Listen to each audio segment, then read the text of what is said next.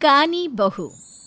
किशोरी लाल जी के बेटे राघव की शादी की बात जगह जगह चल रही थी, लेकिन किशोरी लाल जी को कोई लड़की पसंद ही नहीं आती थी। और उसकी एक ही वजह थी, किशोरी लाल जी का लालची होना। उनको लड़की वालों से मोटा दहेज चाहिए था और इसी चक्कर में एक दिन वो एक बहुत पैसे वाले के घर अपने बेटे का रिश्ता लेकर पहुंचे। उस आदमी का नाम था ओम प्रकाश। देखे किशोरी लाल जी, मेरी एक ही बेटी है और मेरी सारी संपत्ति जायदाद सब कुछ मेरी बेटी नैना का ही है। पापा, नाम से लगता है बहुत खूबसूरत होगी। कितना अच्छा नाम है ना, नैना। ओ, वैसे बात तो सही है आपकी।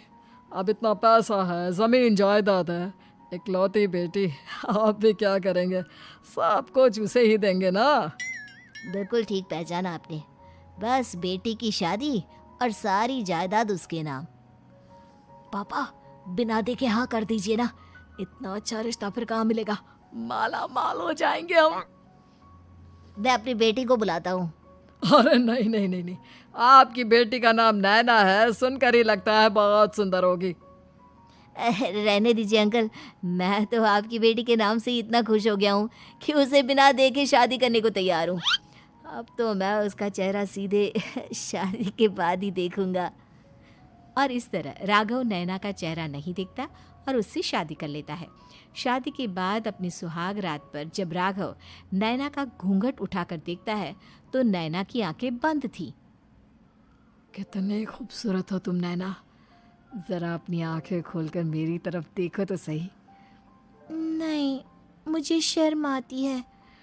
अरे, मैंने तुम्हें शादी से पहले भी नहीं देखा, और अब अगर तुम आंखें खोलकर मुझे देखोगी भी नहीं तो मुझे अच्छा कैसे लगेगा? इससे पहले कि नैना अपनी आंखें खोलकर राघव की तरफ देखती, अचानक से लाइट चली गई और राघव नैना को पूरी तरह से देख भी नहीं पाया। अगली सुबह नैना राघव के लिए नाश्ता बनाकर लेकर आई। अरे ये क्या, आधा पराठा सीका हुआ है और आधा बिल्कुल कच्चा। ये तुमने क्या किया नैना? बहू, तुमने क्या आधा पराठा तवे से नीचे लटका कर रखा था, जो आधा सिका है और आधा कच्चा? मुझे जितना दिखेगा उतना ही तो सीखूंगी ना पापा जी। जहाँ जहाँ मुझे नजर आ रहा था वहाँ मैंने सीख लिया, और जहाँ जहाँ नहीं दिखा वहाँ कच्चा रह गया होगा। इसका क्या मतलब है? ये कैसा मजाक कर रही है तुम? अरे बहू, तुमने इतना लंबा घूंघट क्यों लगाया हुआ है? देखो, हमारे घर में बहुओं को बेटी की तरह रखा जाता है, और फिर तुम तो इतना सारा माल लेकर आई हो। देखो, ये घूंघट डालकर रखने की कोई ज़रूरत नहीं है। हाँ नैना, पापा जी ठीक कह रहे हैं, तुम तो आराम से रहो, अपना ही घर समझो। नैना अचानक से अपना घूंघट उठा लेती है।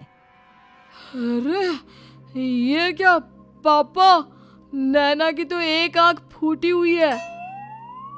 नाम से नैना, लेकिन ये तो कानी बहू निकली।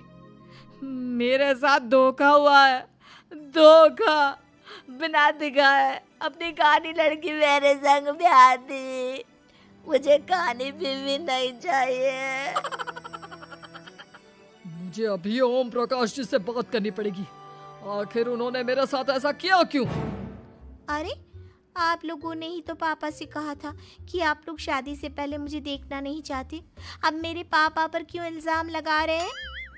अरे लेकिन उन्हें बताना तो चाहिए था ना कि तुम कानी हो, एक आंख से तुम्हें दिखाई नहीं देता। किशोरी लाल और राघव नाराज होकर ओम प्रकाश को अपने घर बुलाते हैं। पापा जी, ये आपने क्या किया? शादी से पहले बताया क्यों नहीं कि नैना की आंखों में परेशानी है? अरे, आप ही ने तो लड़की देखने से मना कर दिया था। अरे लेकिन आप बता तो सकते थे। आपको तो हमारी बेटी की प्रॉपर्टी चाहिए थी, वो भी पूरी की पूरी। अब क्या हुआ अगर उसे आधा दिखाई देता है? प्रॉपर्टी तो आपको पूरी मिल गई ना। अरे ये क्या बात हुई? मेरी शादी प्रॉपर्टी से नहीं, आपकी बेटी से हुई है। अब ये तो पहले सोचना चाहिए था, तब तो मेरी प्रॉपर्टी देखकर तुम्हारी जुबान लप लपा रही थी। लेकिन मैं कानी लड़की को अपनी बीवी बनाकर नहीं रख सकता। पापा, कुछ करिए ना आप। हाँ, करता हूँ। देखिए ओम प्रकाश जी, आप हमारे साथ ऐसा नहीं कर सकते। और तुम देखो, अगर तुमने मेरी बेटी से शादी तोड़ी ना, तो जो भी प्रॉपर्टी मैंने तुम्हें दी है वो तो पूरी की पूरी वापस ले ही लूँगा, और आधी प्रॉपर्टी तुम्हारी भी लूँगा। अरे मेरी आधी प्रॉपर्टी भला क्यों लेंगे आप? इसलिए क्योंकि मेरी बेटी को आधा नजर आता है और उसकी नज़र अभी तक तुम्हारी आधी जायदाद पर ही पड़ी है। अब तुम उसे घर से निकालोगे तो कुछ तो लेकर जाएगी ना। और अगर हम आपकी बेटी को अपने घर की बहू बना कर रखे तो? तो तुम्हारी पूरी प्रॉपर्टी तुम्हारी ही रहेगी, और जो मैंने तुम्हें दिया है ना, उसमें से बस मैं आधा लेकर जाऊंगा। अरे लेकिन अब आप अपनी दी हुई प्रॉपर्टी में से आधी वापस क्यों लेकर जाएंगे? अगर मैं आपकी बेटी को अपनी पत्नी बनाकर रखने को तैयार हूं तो? इसलिए ताकि भविष्य में अगर तुम मेरी बेटी को धोखा दो तो उसके पास कुछ तो रहे जो पति का हो। वैसे मेरे पास तो बहुत कुछ है, लेकिन अपने पति की कोई निशानी तो उसके पास होनी चाहिए ना।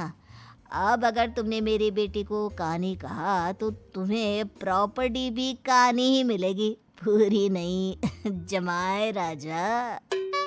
किशोरी लाल और राघव समझ चुके थे कि वो बुरी तरह फंस चुके हैं और अब उनके पास वहां से निकलने का कोई चारा नहीं है।